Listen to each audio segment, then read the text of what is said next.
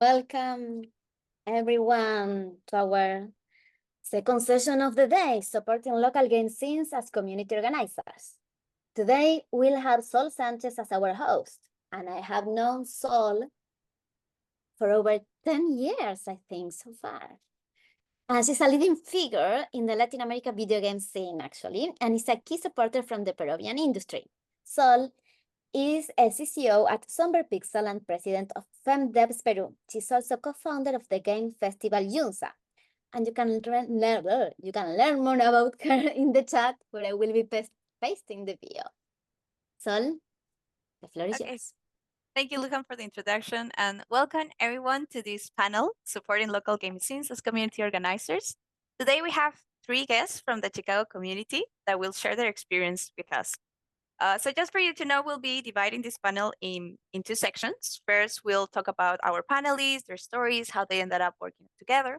And on the second part, we have like a small activity where you can participate, ask your questions, share with us about your community, your resources, tips, and so on. So we'll try to cover as many topics as we can on this session, but also feel free to talk to each of these panelists on the Discord. If you're not in there, I think they might share the link over here in the chat. So without further ado, let me introduce you to our panelists today. Emily Koonce, she's a multimedia artist, writer, and community organizer interested in the intersection of all games, philosophy, and education. She has worked as an adjunct professor at the NYU Game Center, as the program director of the National Student Leadership Conference Game Design High School program, and as a meow at the Baby Castles in NYC. Seb Galvez is an independent multimedia artist with a focus on interactive art and narrative. Their current work focuses on experimenting with short-form games, as well as community organizing as part of the Chicago nonprofit Indie City Games. And David Antognoli is the director at Night City and an assistant professor of game design in Columbia College, Chicago. He is a game industry veteran with experience in both programming and design roles. He has worked on projects with companies like Microsoft, Sega, 2K Games, and Nickelodeon. And he now finds creative refuge in an independent game development and helping others build, share, and experience amazing games. Thank you guys for being here. And I think maybe we can start with you talking a little bit more about your stories and especially what inspired you to create a community. Maybe Emily, we can start with you. Yeah, so thank you so much for that, Sol. I'm really excited to be here with Sol and with Seb and David. As Sol said, and sorry if you can hear my neighbor's mariachi in the background right now. But I am a community organizer. I'm originally from the suburbs of Chicago, but I've spent most of my adult life living in New York until about a year ago. And I was introduced to the games organizing scene from hanging out at baby castles in New York and meeting all the people who were there, and sort of teaching me about what it's like to run events. And then I went to Gaia last year and I got to meet a lot of the people who are here right now. And at the same time, I was in the process of moving to Chicago. So when I moved to Chicago, I was like, I felt so inspired by all the talks at Gaia, and I was like, I miss doing this. Baby Castles was inactive for a long time. And so I like searched everywhere in the Chicago scene for some people to collaborate with. And I met Seb first. So maybe Seb, I'll pass it to you. Yeah, for sure. Hi, my name's Seb. Thanks for the introduction, Sol. I've been working in the industry as a 2D animator for about 5 years now. And I also make my own games on the side, mostly focusing on narrative and experimental art. And it was through navigating the Chicago scene, originally running like co-working sessions basically with a few people, that we really started organizing as Indie City Games. We're a local nonprofit. We do everything from open mics to game jams to co-working sessions, or even just social meetups for developers. And through collaboration with David and Night City, we started being able to do showcases of like running a jam and then taking our participants' games and having them up in a physical space on display for the public to interact with, which has been absolutely monumental for driving our community forward. And did encounter Emily through some of that organizing, and that was how the 3 of us started working together our first major project together was Idle Arcade, Emily's concept that we were happy to help with, which was an extension of a show that ran in New York. I think we actually have one of those original organizers in here as well, Flan Falachi. So yeah, I'll pass it to David if he wants to talk about Night City and Idle Arcade and go from there. Yeah, thanks Seb, and thanks Sol. So I'm David Antognoli. I'm I guess you could say like a refugee from the big game industry. I originally tried to turn to indie game development and quickly discovered how challenging the market conditions are there. And that led to a lot of realization about what I'm actually interested in, which isn't necessarily like marketing and creating things that are commercially viable always. And I kind of reflected on how, in Chicago, we have all these great opportunities to experience art shows, public showcases, public art, but not as many as relates to, interactive media and video games. And so I kind of, both as like an audience member and a creator, wanted to create a platform and a space for audiences to encounter and appreciate, game development as a local art form, just like you would see, local theater, visual art, comedy, and, local music. And that is how I kind of encountered,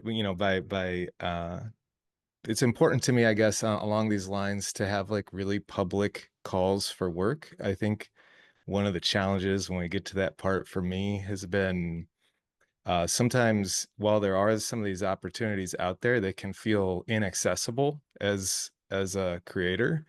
Um, and so I'm trying to really surface publicly um, opportunities that we can provide to showcase local artists.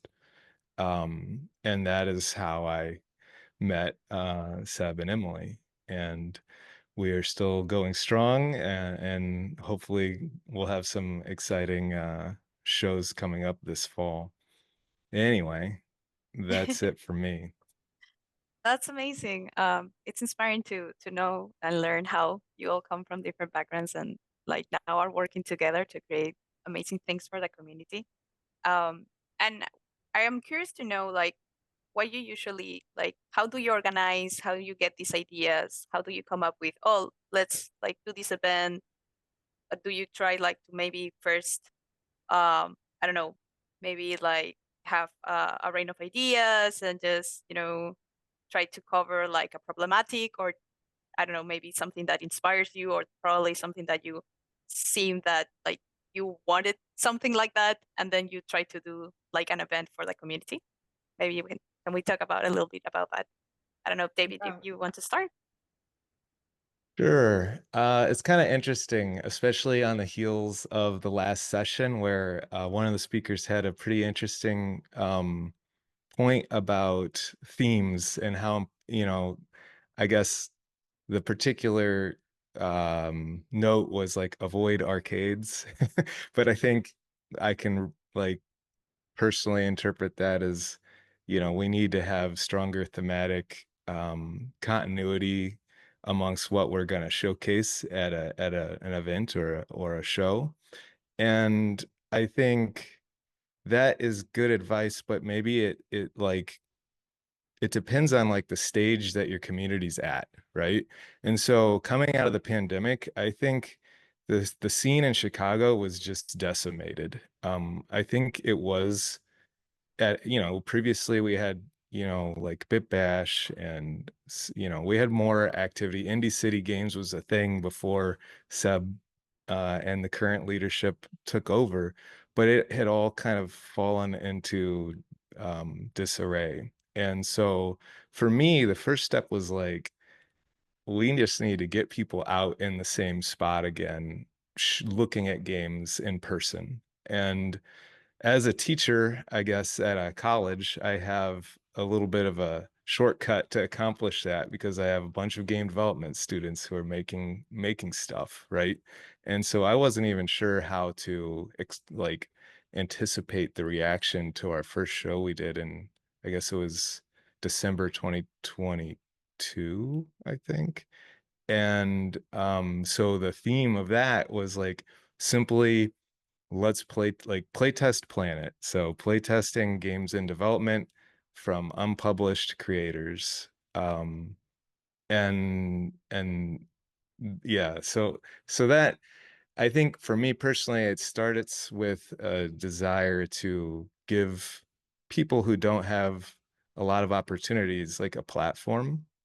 But I think I find it like evolving into um, thoughts about what works for live in-person audiences, because a lot of game design has evolved, at least popularly, like what a lot of creators and audiences understand as video games doesn't really work well for an in-person audience. And interestingly, I guess like arcades, they actually they have like simpler interfaces, shorter running times, no tutorials, right? A lot of those design ethos work well for public showcases. So I think it's you know, Emily's idea about Idle Arcade and then Seb's show All Stars that we lately did. I think both of those kind of represented evolutions towards things that are more curated and fit better in this context that we're trying to create here. So I'll let and we'll go in chronological order. Emily, if you want to talk about Idle Arcade, and then Seb, you can maybe talk a little bit about All Yeah. Stars. Sure. I'll share my screen as well so you can see some. Oh, here we go. Some footage. So yeah, I think, one thing that I wanted to point out too is when we started working together, yeah, I went to an event that Indie City Arcade, or oh my God, Indie City Games ran, and then so much arcade talk. And I met Seb. I participated in a game jam, and Seb was working with David on another project. And we I expressed interest in working together, creating an event.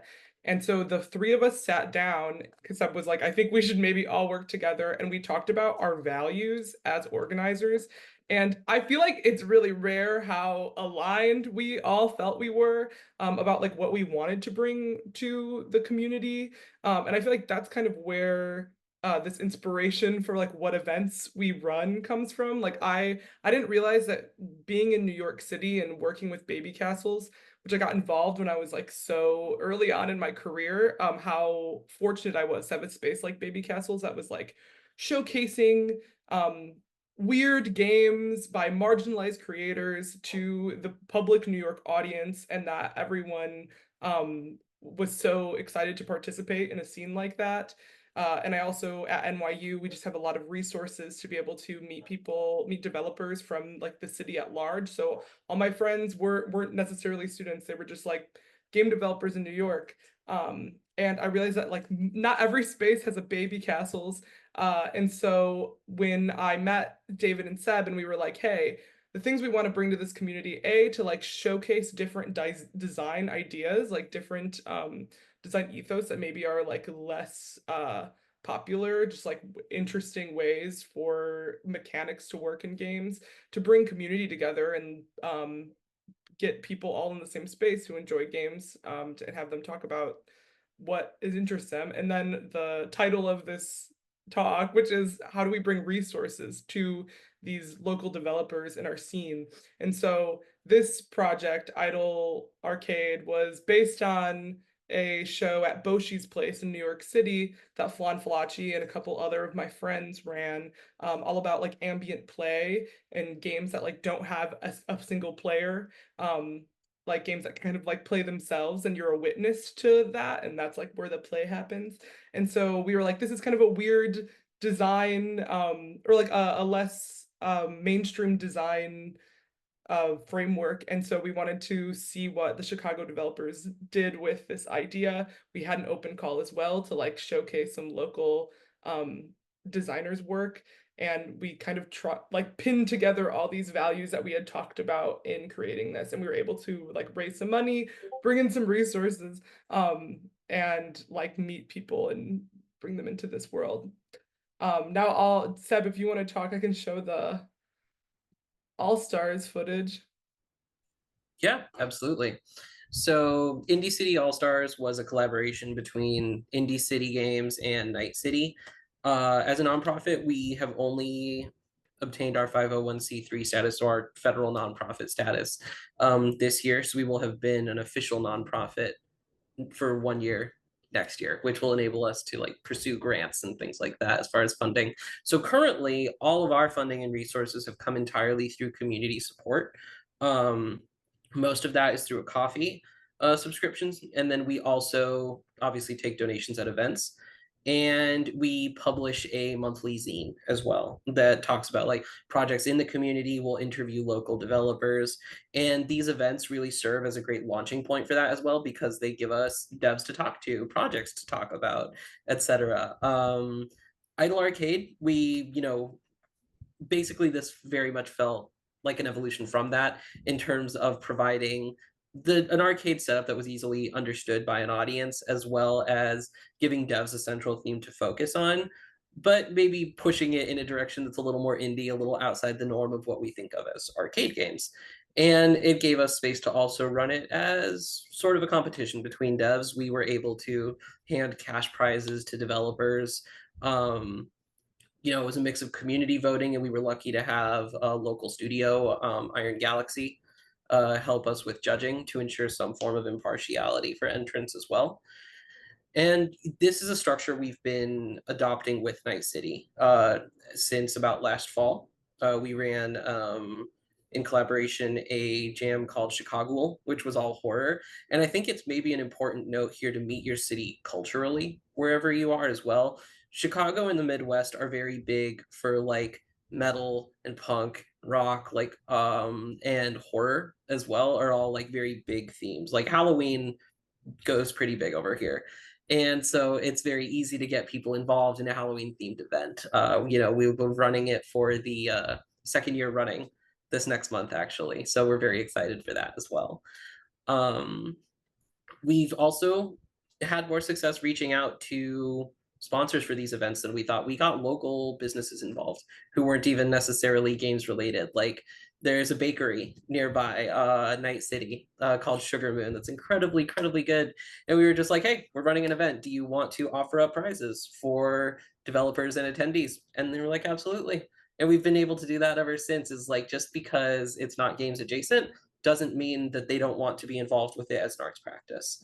It's a great way to also just spread that awareness and bring in people who might not consider themselves your standard audience.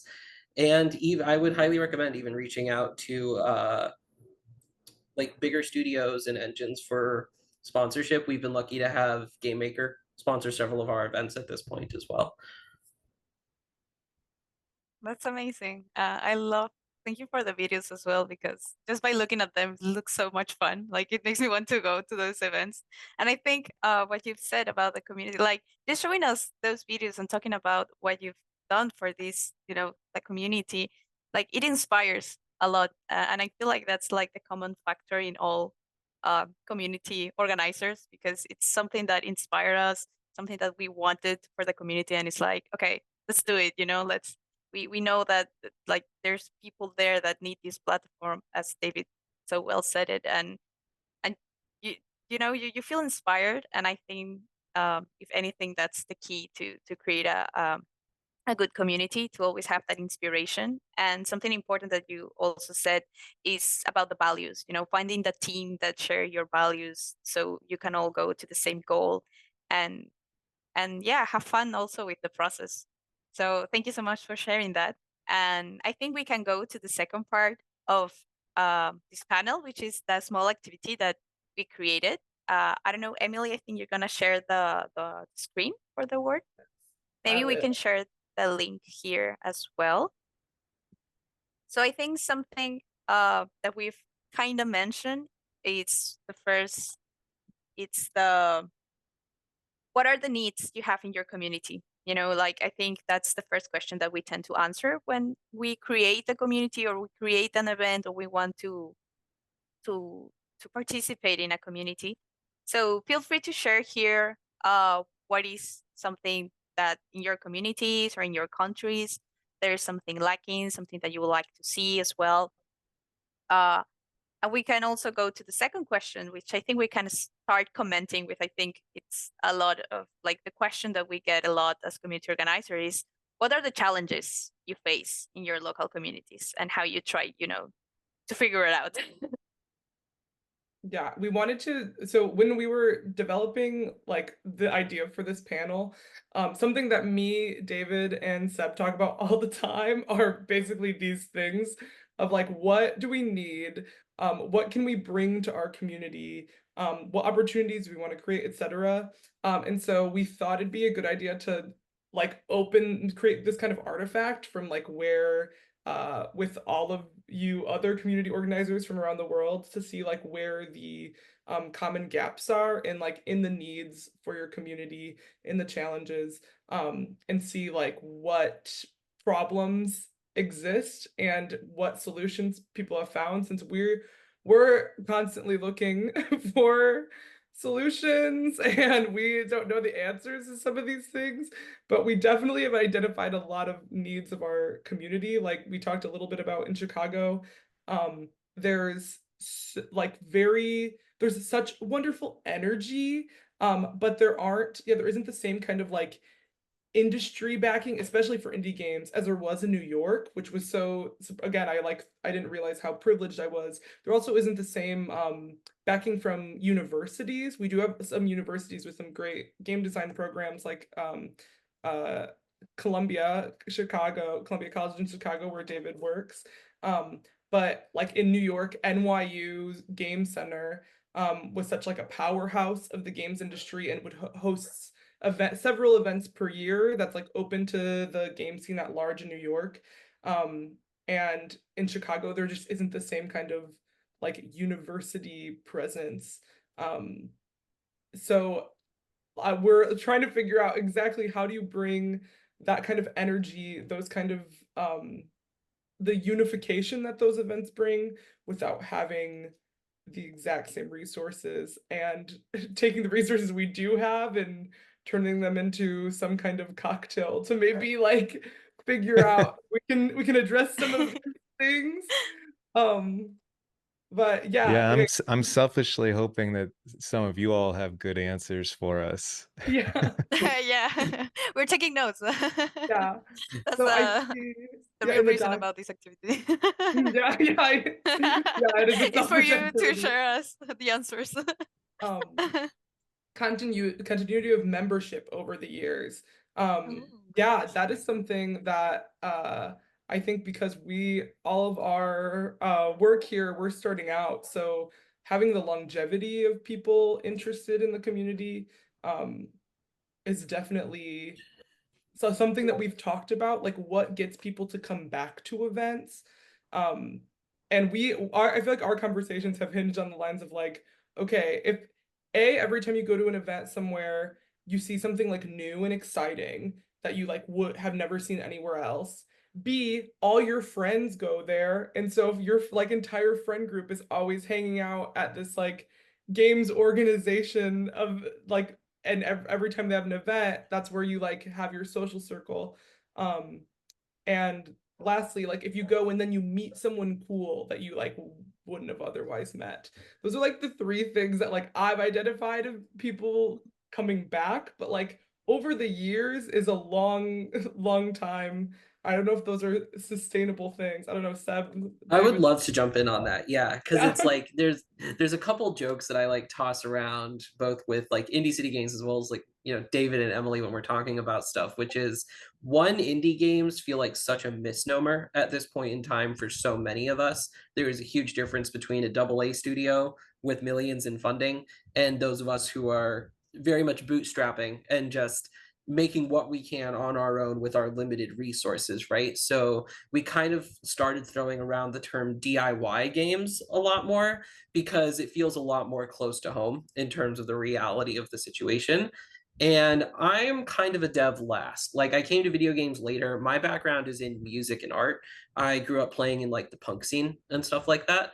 So for me, when I look at local scenes, a lot of what I see is, one, we are affording devs the opportunity to perform. It can be a very isolating practice. Like, that level of performance is so crucial. It doesn't feel like you're throwing it into a void, like David said earlier. Like, you're being seen by other people, and you're being seen by people close to you who you're going to see again. Similarly, it's kind of like trying to figure out what is the $5 basement show of indie games, basically, right? What does running a punk show for indies look like? Or just, DIY games, because when you run a local music scene, when you're involved in that, you get to know your friends' bands, you're playing in each other's bands, you go to support each other, you go to see each other's new projects, and you build that local circuit of, these are the places where things happen, these are the people I know that are going to be there, these are the staple projects. You have a ecosystem, a social ecosystem, to bring in people who are new to it, who may not have that social footing, and induct them into this circle that then continues to support them, and it becomes self-sustaining that way. So even if you do not have resources, the instant you have any kind of space where you can just show off what you are working on together consistently, that is grassroots game organizing. That is where you start. Yeah, I think those are great points. I want to chime in one little addition. Just like coming from a background as a college instructor, I feel the continuity problem big time. Like, and I think one of the things I'm really trying to emphasize with my student organizations that I sponsor or mentor is just the importance of having like getting newer, younger members involved in like a leadership role, right? That's essential so that there's always, the torch is always being passed.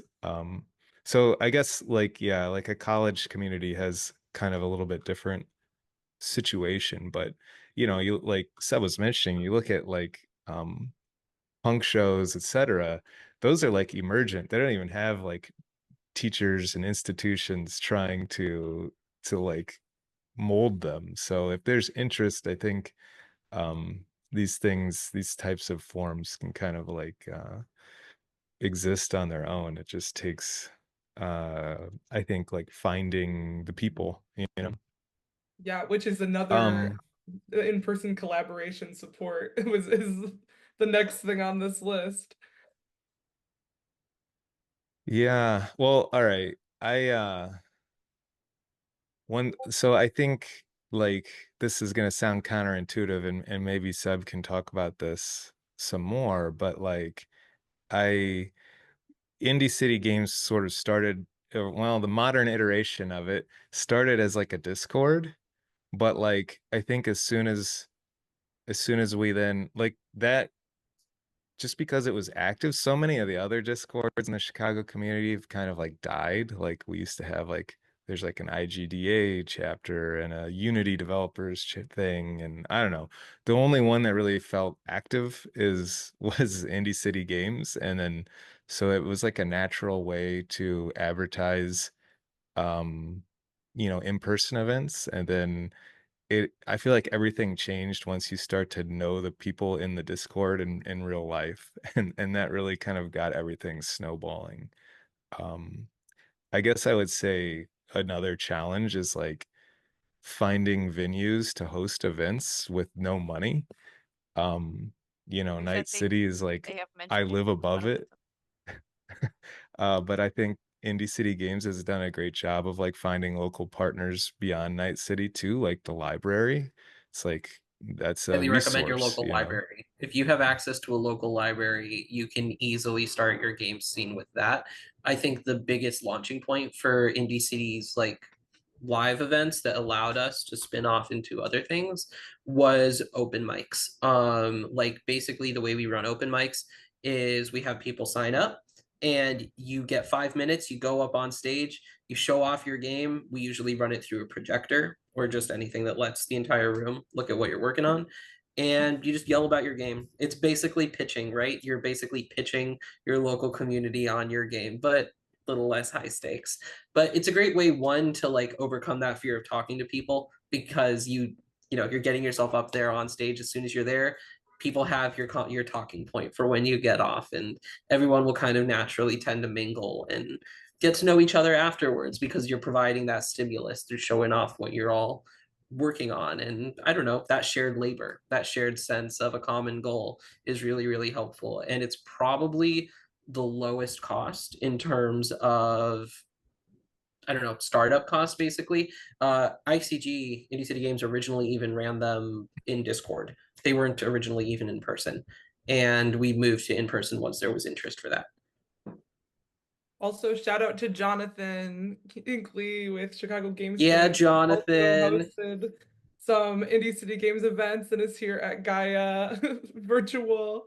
I met Yeah, Emily at Jonathan's game jam that we held at the game yes, space. yeah, that's Crucial. where we met. Which I'll speak a little bit. So when I came to Chicago, I knew I was very well connected in the New York game scene, because I went to school there and then I taught at NYU. I worked at Baby Castles, and then I came to Chicago and I didn't know like anyone at all except Jonathan, who I had met at Gaia. And so I was just searching and searching to find people, and it's hard. It's hard like being it's hard even when you're in a space where you've lived for a long time and you just like haven't had access to like the game scene, and you're trying to find that space, people to work with.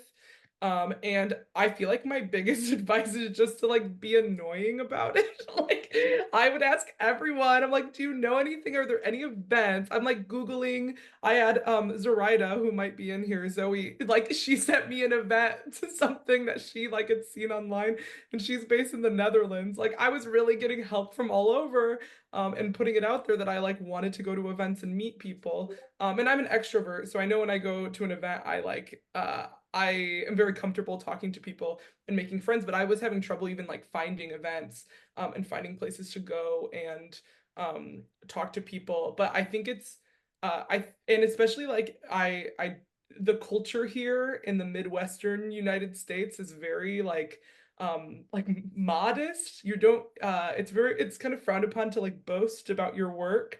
And so which poses a problem when you're an artist trying to get people to come to like an event you're running or play a game that you're making, because people won't be like very forward about it. Usually it's kind of like, oh, well, I'm actually doing this thing after like talking for 20 minutes. So I was like digging and digging, and then I finally found the Indie City Games Discord from like a friend of a friend sent me an email and was like, you should probably check this out, like months and months into my journey. But I think the other thing that David mentioned, like getting like student involvement, I think just being like very upfront, like I want to run events. Is anyone else interested in running events? And then of course it is important that you do align on those values. So finding people who like are running events for the same reasons you want to run events. But also just I think the more you talk about it, the more people will you'll find people who are like, me too, like I'm actually also interested in that. And I feel like I did get really lucky in Chicago with Seb and David, how quickly that panned out, and like within like a couple months of us having that initial conversation about our values, we were running Idle Arcade, which is like pretty rare. Like we put that show together in a month, really, from the like our first like serious discussion about it. But yeah, I think being just like bring it up. I think when you like meet people in any kind of art scene, and they'll either connect you to other people or they might be interested themselves, and that's how you can kind of help create that network. Yeah, I'm seeing I some would. stuff here. Oh, sorry. Yeah, I was just gonna say let's maybe look down at the Yeah. challenges part. And I know a lot of people are bringing up money, And I think that's definitely a challenge. I think on some level, if you're passionate about this, you have to just accept working after work to make your vision realized, which I wish wasn't true. It's like an imperfect reality. And it's something that I think, maybe somebody has some great ideas that they can throw in the chat to help educate me. But I think if you find folks who are really energized by the passion of hosting shows, you just kind of have to get a little creative about how to make things very cheap. And then likewise, make it cheap and easy for attendees. I think, as soon as you start kind of like scaling up, there's a tendency for shows to be expensive and then young people can't really go, or people with families. And I think that's really problematic. I really like to look at like gallery openings are an awesome model, I think, because you can just be like walking by the neighborhood and be like, oh, what's this? And go in. It's free. Check out some cool art, meet the community. Um, and I think that's a huge way to kind of foster a broader awareness of of what the community's doing.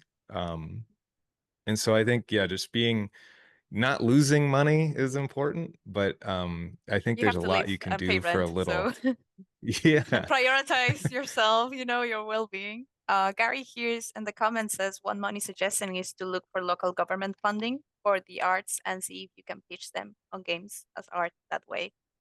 That's something I see in many countries, at least in Latin America. I feel like some fundings are coming from the art side of things. I don't know if that applies to also for you guys as well, like some fundings. Have you have any tips on finding funding or just people that joins the cause? The way that, So oh yeah, go ahead, Seb. our terms of achieving government funding here, because we'll finally qualify for it as a nonprofit.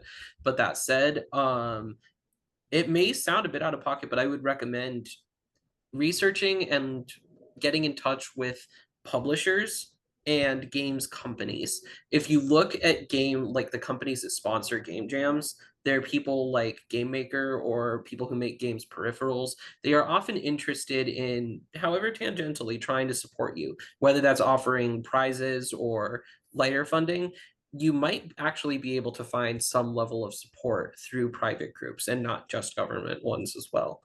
Something to consider. It does take time and research and energy to get there, but it is also maybe more likely than you might think as an option.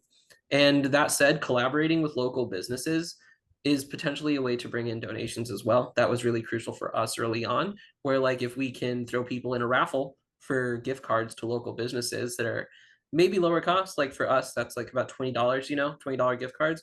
But for a $5 donation, people are pretty much happy to support an event for $5 usually, and it's that community exchange also has been really crucial for us. And then on top of the like stuff I've seen of people asking about consistency, for us, our events were originally once a month. And I think that when you get to that point, you just have to commit to something regularly and build up that consistency. But when you get to the point where people want to know when the next one is or what's next, that's when you know you're growing. And as long as you maintain that consistency, even if it's once a month, you will get there. Yeah. That's it for me. I guess I'm going to share. I want to use this opportunity to share some of the challenges I'm thinking about selfishly. So as we grow and, there's only so much room to fit, um, you know, different works in the spaces that we have access to. We're thinking more and more, or at least I'm thinking more and more about how to have an equitable curation practice where we're not just picking the same people over and over. And I think, coming from academia, I know like the kind of standard is blind peer review. And it's really challenging when just like it's hard to make games anonymous, especially because they like it's kind of a close-knit community that we have. So that's a challenge I'm facing, and I very much welcome folks who have ideas about how to handle that from like a technical or design perspective.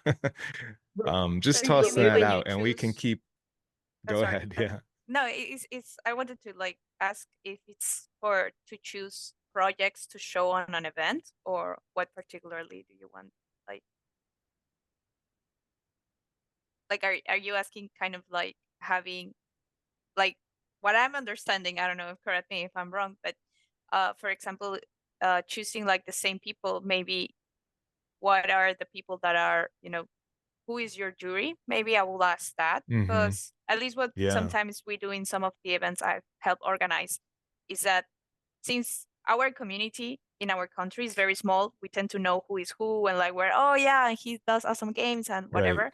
So we are not like we're kind of biased on who we could choose and who we vote. So what we tend to do is try to ask international people like, hey, could you play this game? What are your thoughts on it? Like, so they don't know anything about the people or their games or their projects, and they actually give you like an honest review, and so their opinion is not as biased because maybe the game is awesome and that's undiscussable, but I think it's sometimes better when you also have the opinion of other people outside the community or the country, so they can actually like give you a lot of points of view as well. Yeah, I think that's a great point. I think finding people to help evaluate this who are outside of the kind of close-knit group is a useful strategy for sure.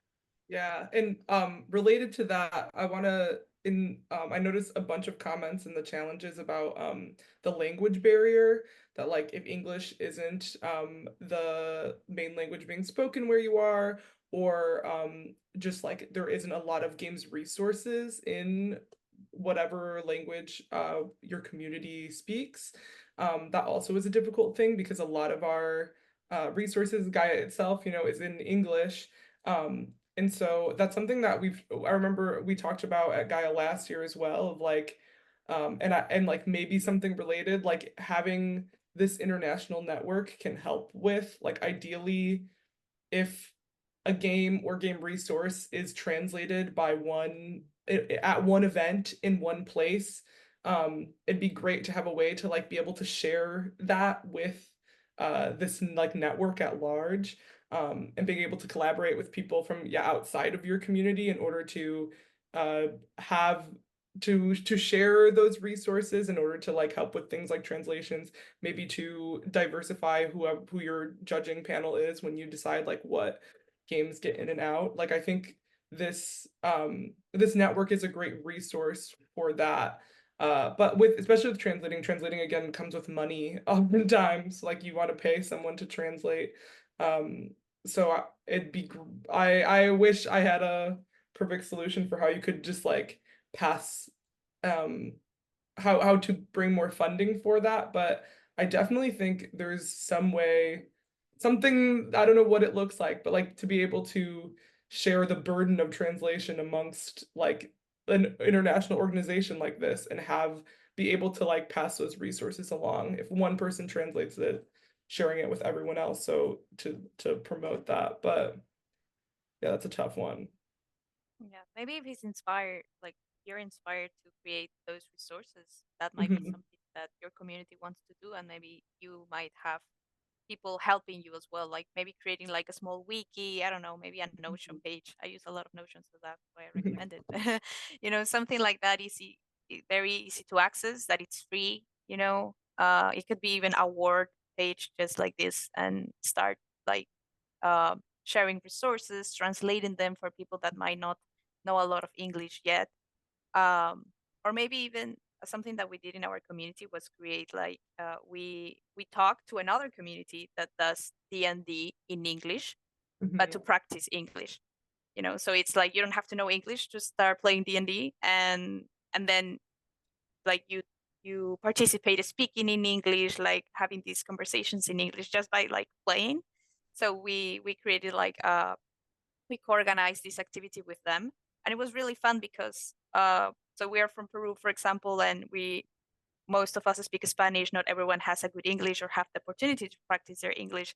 So having those small opportunities help them to start practicing, to lose a little bit of fear, or actually start learning.